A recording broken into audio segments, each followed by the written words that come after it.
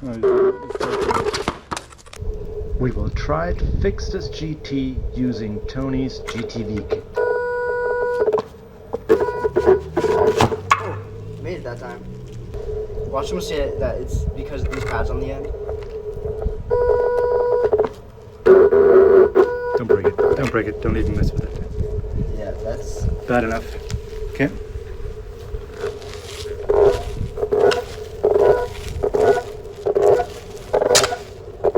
Okay, good. Now do a turn.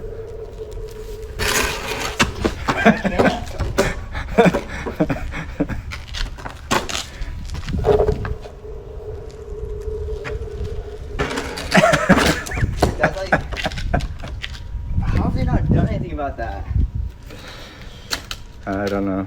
Biggest mystery to me. All right. Let's do it. I don't want to scratch the rim. Oh no, it has these protectors on. Okay. Yeah. This is the GTV kit. Comes with the controller and BMS and everything you need to turn your GT into a VESC. In here we have our replacement BMS. Be careful with that, don't lose it. Right here we have our controller with the heatsink and a little light bar right here and everything you need. Below that, you have every tool you need to take apart your GT and install your new VESC. We have this thing, that, this hex or Torx bit, and then the 5-star Torx bit, which is kind of rare. A little mini screwdriver, some screws, and some more lights. Oh, How's the disassembly going? good, but this is definitely the dirtiest board I've ever seen. Oh, it's so clean in here.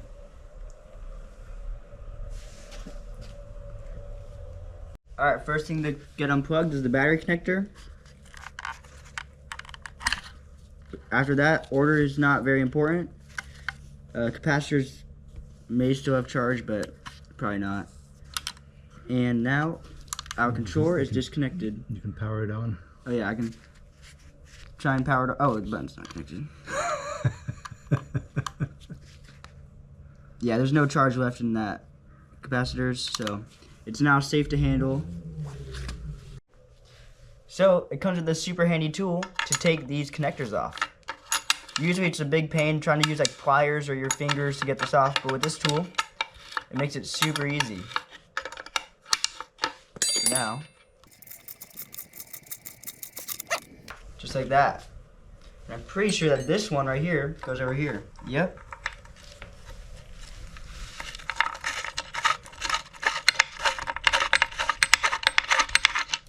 Awesome.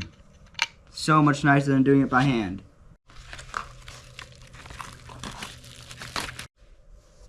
Time to break the sticker. At least the inside is clean, which is good. So it is waterproof. I'm just gonna unplug this so it's out of the way. Sure. It's kind of hard to grab it. Just careful when you pull it that you don't damage the components here. Gonna bend that out of the way. I don't like they're not silicone. Is there a tab on both sides or just one? Just one. Just one side. I don't want to grab the BMS. But Well, you have gloves now. I know, but still, it doesn't feel right. It's actually kind of awkward.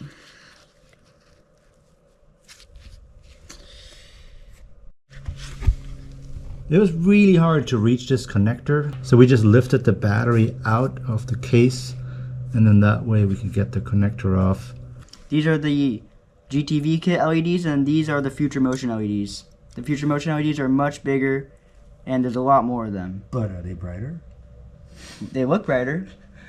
Well, maybe. We don't know.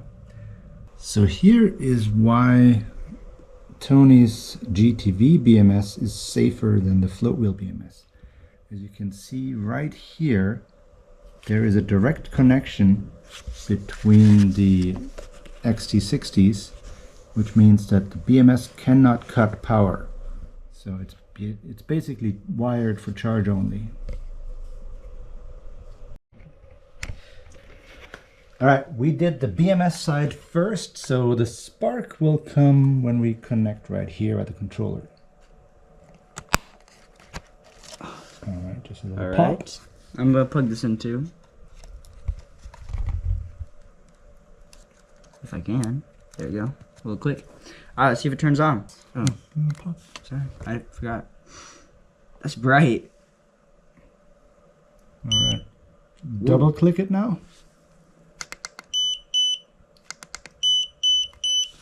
Ooh. Alright. That's nice. Oh, why do I... Oh, because you're not writing. Right. Alright, everything looks to be working good.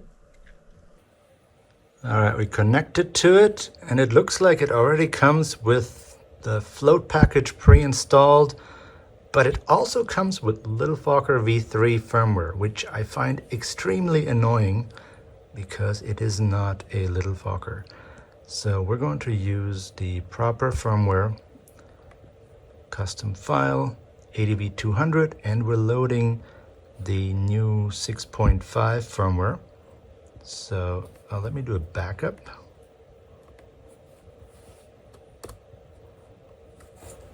All right. And now we have it connected over USB.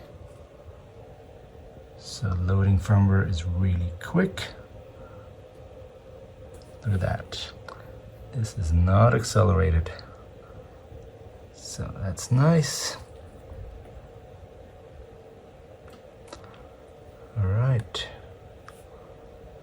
Let's wait those 10 seconds.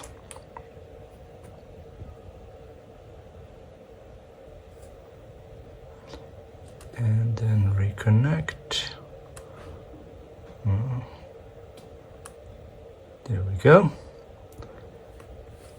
Now ADV200. That's the correct firmware name. And now we can load the package. And I will just use my refloat package. And then we'll disable it. It's also faster with USB. All right, we got refloat. Let's go restore configuration.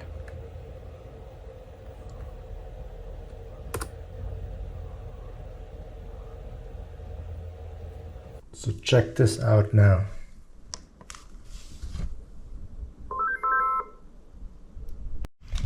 All right, moment of truth. Pre-configured GTV. Oh, it actually works.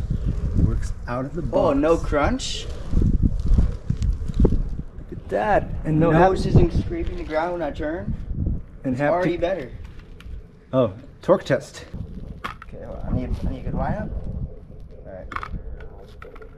All right. No problem. Let's try the hard side. Oh my god. That was like nothing. And that's just a hypercore. That was like nothing. Stock battery, everything. Not a GTS motor, not N52 magnets. Okay, this is the hard side now. I flip it around.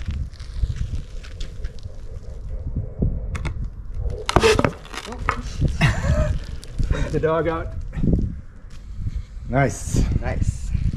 Good job, Tony. All right, now let's connect float control to it.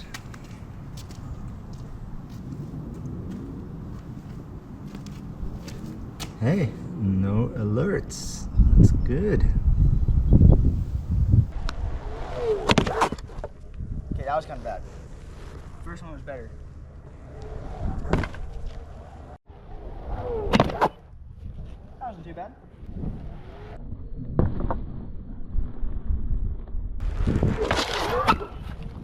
Okay. Ah, I hit my ankle.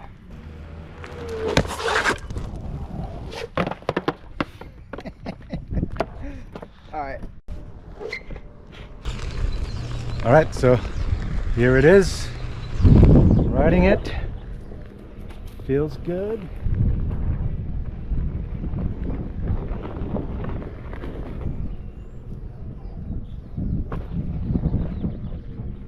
So yeah, so far what's been really impressive is, first of all, how easy it was, and then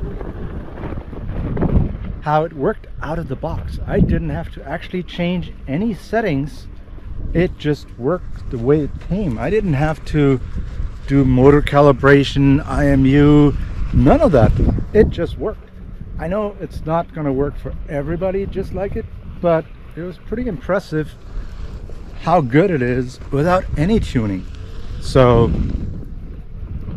that's really cool.